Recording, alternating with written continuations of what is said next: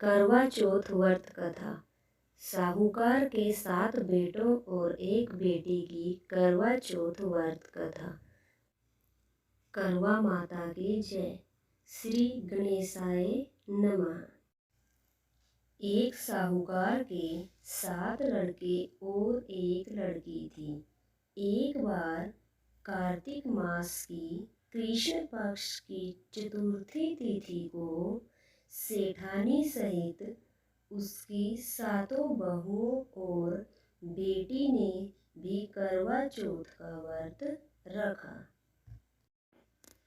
रात्रि के समय जब साहूकार के सभी लड़के भोजन करने बैठे तो उन्होंने अपनी बहन को भी भोजन करने के लिए कहा।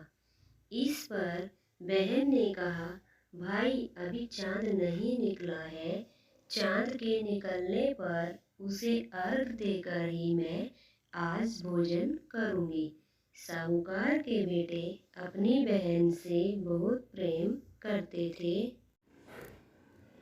अपनी बहन का भूख से व्याकुल चेहरा देखकर साहूकार के बेटों को बहुत दुख हुआ। साहूकार के बेटे नगर के बाहर चले गए। वहां उन्होंने एक पेड़ के ऊपर चढ़कर अग्नि जला दी। घर आकर उन्होंने अपनी बहन से कहा, देखो बहन, चांद निकल आया है, अब तुम भी चांद को अर्घ देकर भोजन कर लो। साहूकार की बेटी ने अपनी भाभियों से कहा, देखो चांद निकल आया है, तुम भी चांद को अर्घ देकर भोजन ग्रहण कर लो।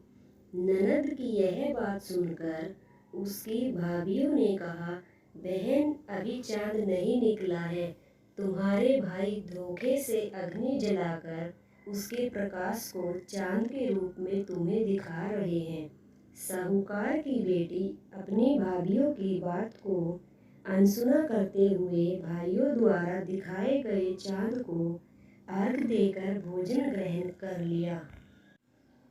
इस प्रकार उसका करवा चौथ का व्रत भंग करने के कारण विघ्नहर्ता भगवान गणेश जी रुष्ट हो गए।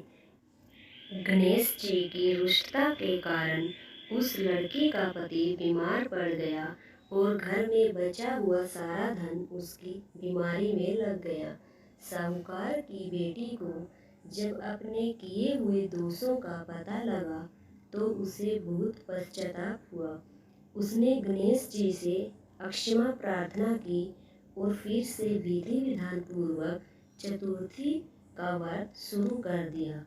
उसने वहां उपस्थित सभी लोगों का श्रद्धापूर्वक आदर किया और उनसे आशीर्वाद ग्रहण किया।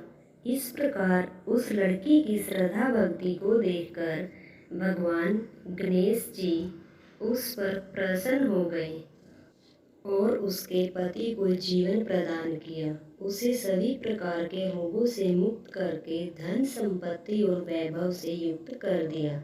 गणपति महाराज की जय। करवा चौथ माता की जय।